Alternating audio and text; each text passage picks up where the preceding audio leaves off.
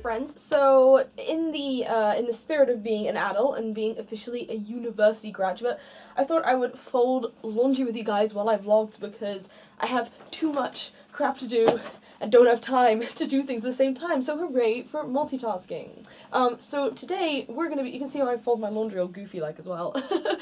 So today we're gonna be talking about anxiety. We're gonna be talking about anxiety. Now, as if there aren't enough videos on YouTube already of YouTubers and people alike talking about anxiety and mental health issues and their experiences with it, so I feel like I'm just adding to an already very fruitful area, and you can probably find tons and tons of vlogs on YouTube already about this kind of stuff, but I thought I would throw my kind of little story and my kind of input into things a little bit, because even though it is a topic that is often talked about and addressed a lot on YouTube, I still don't feel like it's quite talked about enough in the world in general, and it's still kind of an overlooked thing and kind of a beaten down and, you know, belittled thing in a lot of ways, and I think there are a lot of people who don't really understand quite how serious mental health is a squirrel outside. I'm kidding. Oh my gosh, hello, there's a squirrel! I'm like a dog. How serious an issue mental health is, and I feel like a lot of people, I know a lot of my friends lately have been struggling with this kind of thing. I feel like it's that time of year of change. It's the kind of time for change where a lot of people, if they're at school, they might be graduating or moving on up a year, or some of their friends might be graduating and going away and they're not quite sure what to do and things like that. And so I'm feeling a little bit like it's that kind of thing which I think this time of year is especially appropriate for. So I thought I'd give in my 2 cents.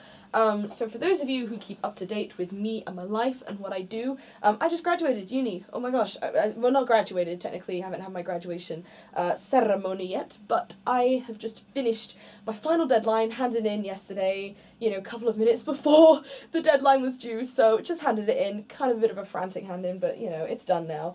And I'm one of those kind of people who doesn't do well with change, as you guys may or may not know. I've kind of said in the past, I've kind of covered that issue a little bit, and so anxiety kind of plays into that a bit. I guess I should just start at the beginning. So I've never been one to suffer from anxiety for like most of my life. I've kind of been a pretty chill person, kind of had my ups and downs, had low self-esteem, I guess, but never really anything kind of anxiety-induced. And then last year that kind of all changed, and I don't really know why it happened. It just sort of did. Halfway through my second year of uni, it sort of just kind of hit me in a weird way. I think it might have been because I was halfway through uni, and I felt like I wasn't really doing uni right, which sounds stupid, but like, I think it goes with living in a house where I don't know many people that well. I'm not really living really close with lots of close friends, unlike a lot of my friends at uni.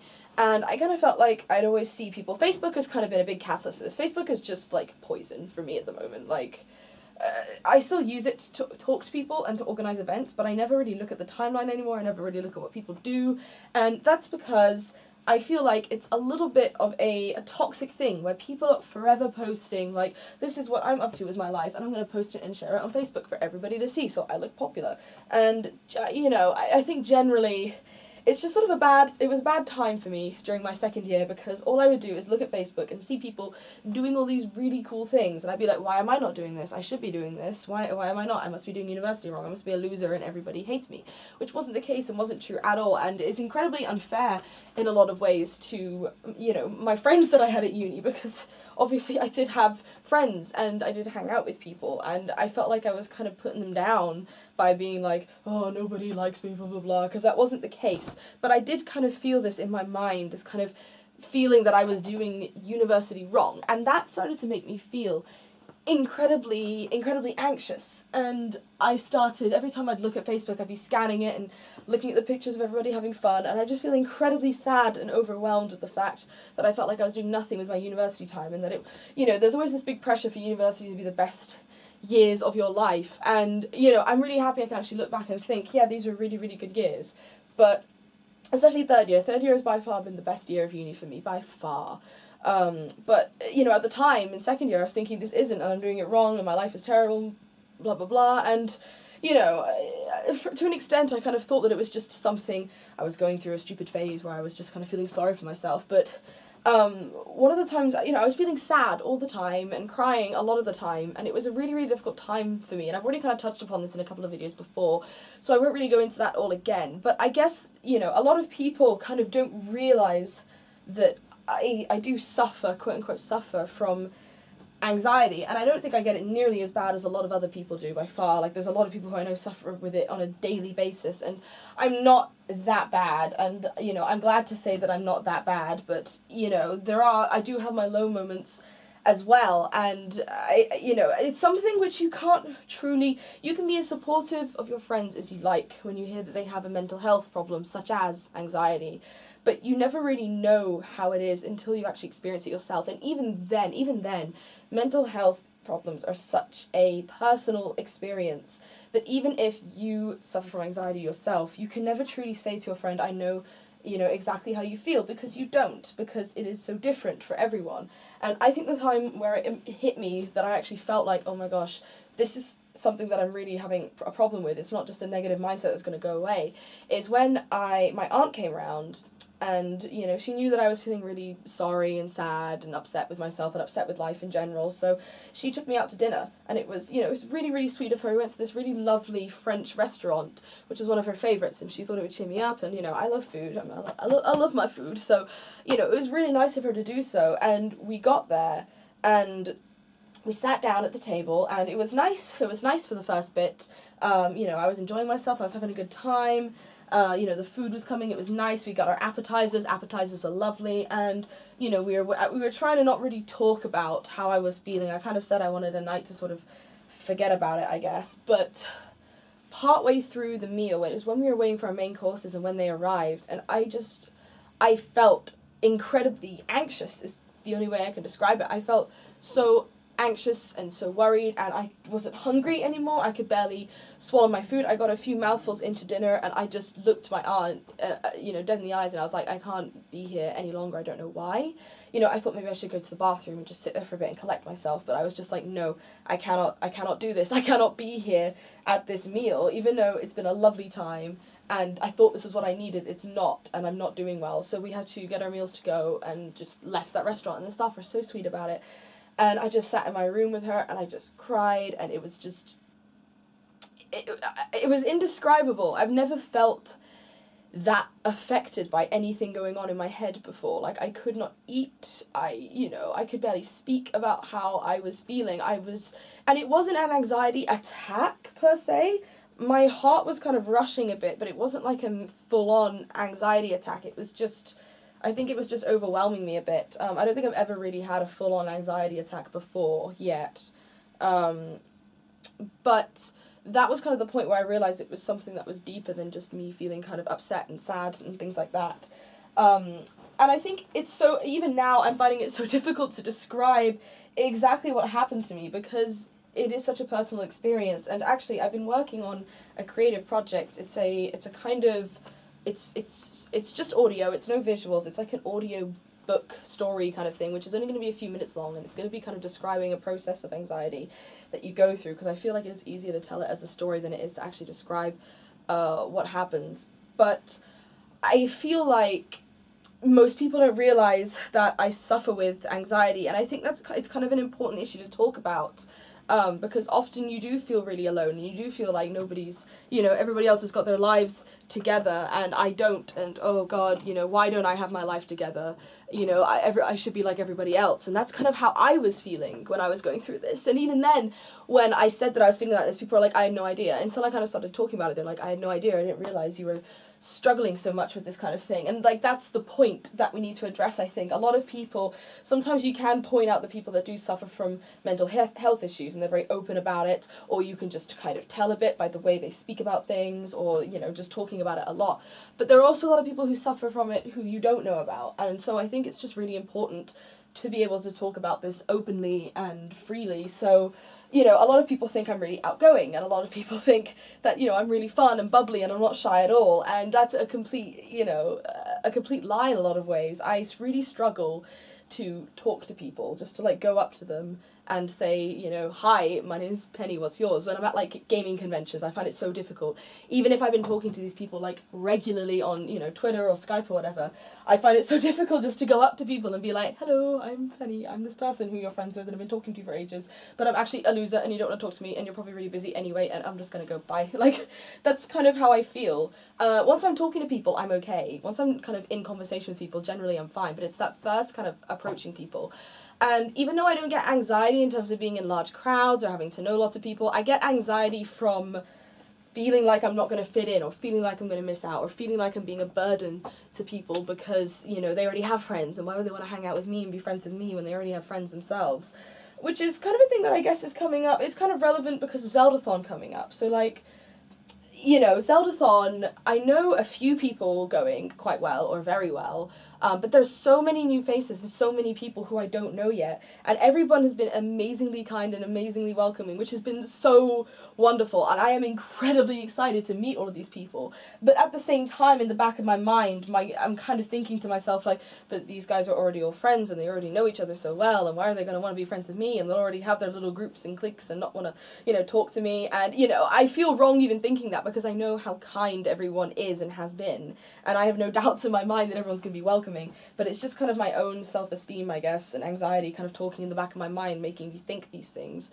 So, I don't know, I think it's just kind of, it's a kind of thing you've always got to deal with, and I think one of the main problems with, you know, the thoughts towards mental health is that a lot of people treat it like, and this is kind of a stigma both outside of people who have mental health and also people who do struggle with mental health. People kind of have this perception that mental health problems are like a physical,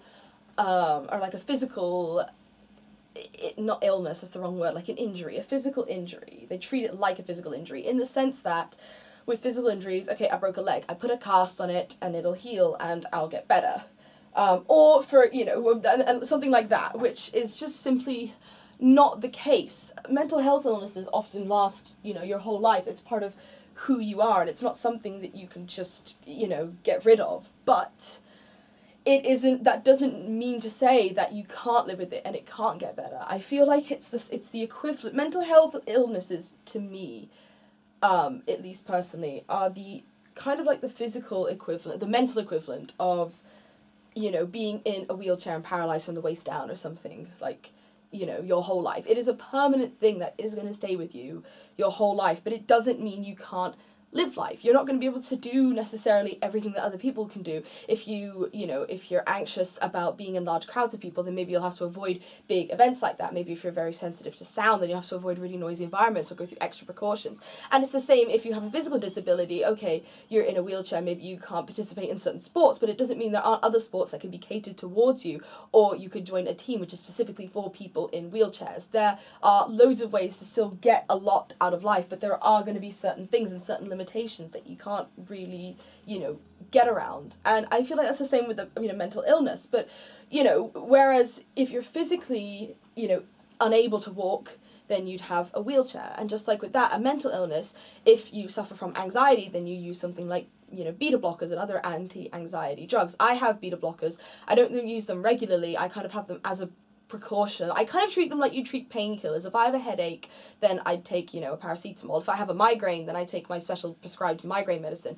If I'm suffering from anxiety at any point, then I'll take a beta blocker and that'll calm me down. And I don't use them that often at all. Like, you know, maybe once a month, if that. It depends on the situation, it depends how I'm feeling and the environment I'm in and how much sleep I've got and what's going on in my life at that moment. But I don't use them that frequently, but some people might have to take them every day, just like you'd have to be, say, in a wheelchair every day. And I think that's the important thing that people need to kind of remember. People kind of see something like depression or anxiety, they see it as a permanent thing that's going to stop them from living life, or it's like, it means that they are broken. And I don't see it that way. I see it as something which you have to embrace as a part of you. If you're in a wheelchair and you're unable to walk, that's a part of you. That's part of your image, I guess more physical than just your kind of personal image, but that's who you are, and it doesn't make you any less of a person. It doesn't make you any less able to live life. And sometimes it will suck and it'll be horrible. You'll struggle getting out of bed in the morning, maybe literally struggling to get out of bed, or you think, I can't, dance like that because I'm in a wheelchair. But then you think, okay, but I can, do this, I can do these kinds of dances, I can participate in these kinds of sports, and hey, I'm still able to go out and do these kinds of things. And I feel like it's the same with mental health. Sure, maybe you can't, some days you have to call it quits and just, stay in bed all day, or you have to just stay inside and stay away from people for a bit to kind of heal yourself back up. But I do feel like people too often treat mental illness, especially people who have mental illness, they see it as there's no way out. And they see it as long as they have this mental illness, there is no way out. As long as they have this mental illness, they are going to be broken, or they are going to be stuck like this and miserable forever. And that's not the case. I see, and I am not an expert on all mental illnesses. I'm barely an expert on anxiety because, I don't think I suffer too greatly from it. But I think people kind of need to take from it when they have a mental illness, or they're diagnosed with a mental illness, or they think they have one, that it's a part of you and you have to kind of embrace that. I feel like the whole time that I was suffering with these negative thoughts and with anxiety, I was thinking to myself, and I would say this a lot to people, like my family and my friends, I just want to be back to me. I just want to get myself back. And the thing that really helped me get through it and be able to cope with it on a day-to-day basis is that, I think, well, I am me now. This is me. Anxiety is a part of me, and that's okay because, there are ways that you can cope with it on a day-to-day basis. And I might have some limitations for some things, but, there are also some things I don't have limitations on, and that's okay too. And I think once I accepted that anxiety was a part of me, it helped me a lot more. And I feel like that's the same. A lot of the things that I hear, I have quite a few friends coming and talking to me about, the things they're struggling with in life. They say that I'm a good listener, a good person to talk to, and they trust me, which is, it means the world to me that people can say that to me, because I love being able to help my friends as much as it hurts me to hear that they're struggling. But one of the things I hear a lot from friends who especially suffer from mental health issues is that I'll never be able to get rid of this. And it's so difficult to say to someone who you can see is hurting so much, you're not going to get rid of it, because that sounds so blunt. But in a way, it is the honest truth. It's not something you can get rid of. It's not a broken leg, which is just going to heal and you'll be able to run on it again. It's always going to be a part of your life. And I think if you think of it as a really negative thing that you can't, that's always going to be there, as long as it's there, it's always going to be negative, then I think that's one of the main obstacles to stop people from healing. It's a bit like, you might have seen the video which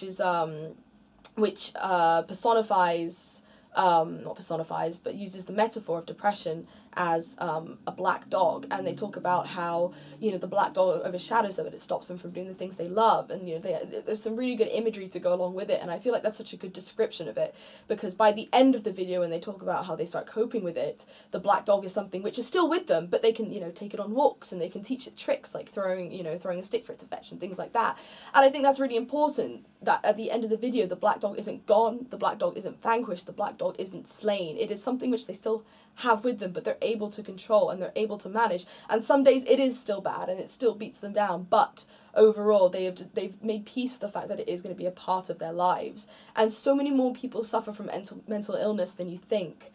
It's a part of most people's lives, whether it's a physical or mental illness, and that's okay. And I think people just need to take something from that and accept that it is okay to have a mental illness, as long as you can make peace with the fact that it is going to be a part of you. And even though there will be days where you lose, there are going to be far more days, the more you work at it, that you are going to win at. And I think that's the main thing I've kind of taken from this. There are still days when I do get beaten down about it. There are still days where I really struggle with anxiety and I just generally feel really, I don't know what to do. Sometimes I'll be like, oh, I want to stream, but I also don't want to stream because I don't feel like I'm up for it and people aren't going to watch me anyway, but I feel so much better when I stream. Or, going out with friends. I think I want to go out with my friends, but actually no, they don't want to hang out with me because I'm just not in a good mood today, but actually it might help my mood if I go out with them. I'm so back and forth between how I feel with anxiety, and there are going to be days where I just can't do it. But that's okay, and it's okay to have anxiety. And I've had people tell me, especially because I'm quite open on Twitter about how my life is and how I'm doing and how I feel. If I'm upset from having a bad day, generally on Twitter I will talk about the fact that I'm having a bad day. And people have said to me before, like, do you think that's a good idea to be so open about it? Like, what about if companies are looking at you, they're going to see a load of depressing stuff all over your Twitter. And while I've been able to kind of monitor that a bit better and not quite make Twitter a really bad ranting place for how I feel, you know, that's what friends are for, really, to kind of talk to, you know, problems through with them. But at the same time, I'm not afraid to go onto Twitter and to say, I suffer from anxiety, or today is a bad day and I'm not going to be able to do this, or, you know, I'm not afraid to say I do rely on beta blockers sometimes just to help get through an anxiety episode.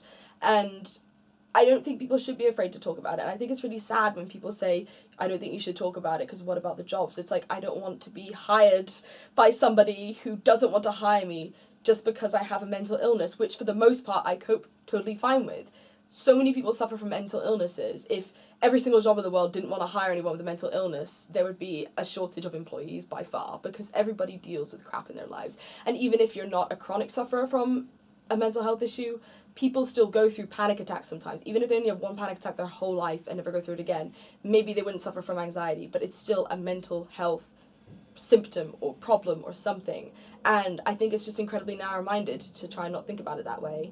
And yeah, so that's why I'm kind of open about it, and that's why I think other people shouldn't be scared to be open about it too. And, you know, it's your choice whether you say publicly about these things, but I think it is important to not feel like you have to put on a good persona all the time. I had a friend who is going through a rough patch at the moment, and they tweeted out a couple of, you know, tweets saying that they, you know, they weren't feeling good and they were struggling, you know, to get through this, and they're trying to ignore it or they're trying to get through it, and then they deleted the tweets. And while I can completely understand that, and I think it's totally fine as well, you don't necessarily want your public Twitter to be a ranting place, I also think people shouldn't feel like or be scared with the fact that they need to always be happy or be a public smiling person. So many people tell me, oh my gosh, your smile makes me so happy, or it's really contagious, or you're such a positive influence to me and you make me feel better just by seeing your positive tweets on Twitter. And in a way that's a lot of pressure, because I feel like I always have to be happy, just to, you know, help other people be happy. But at the same time, I think it's so important to also be able to show that you are human and not just this big ball of positivity, and be like, yo, I can be sad too sometimes, and that's okay, because we can all deal with it and get through it together, right? And I think that's the most important thing I've taken from this. So yeah, I'm pretty much done with my laundry, except for a few hanging things and, you know, putting socks and stuff now.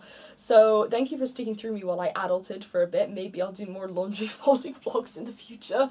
But that's kind of what I wanted to take from today. I just wanted to talk a little bit about anxiety, because I feel like while I've talked about the kind of struggles I've gone through, especially like last year, I don't really feel like I've addressed anxiety itself that much, and mental health issues and things like that. So I hope that at least contributed something sort of semi-original to the big barrel of, you know, mental health topics that are going on. But I'd say don't be scared to talk about it, and if you do want to talk about it, to me, if you want to talk about any problems you're suffering with, anonymously or not, you can always, you know, get in touch with me. My Twitter DMs are open. You can comment on YouTube. My email is starrlettgames@gmail.com. You can email me. You can be as anonymous or non-anonymous as you like, you know, and I will get back to you. And I'm happy to talk about this kind of thing with people, because people say I'm a good listener, and, you know, I always try to be, and I hope that I am, because a lot of people have been there for me through some really tough times, and it's just nice to kind of feel like I can be there for people too. So yeah, thank you guys for watching. That was quite a long vlog, but they got the laundry done, so that's an important adulting step, so huzzah for that. And I'll see you guys in the next video. Thank you for watching. Bye.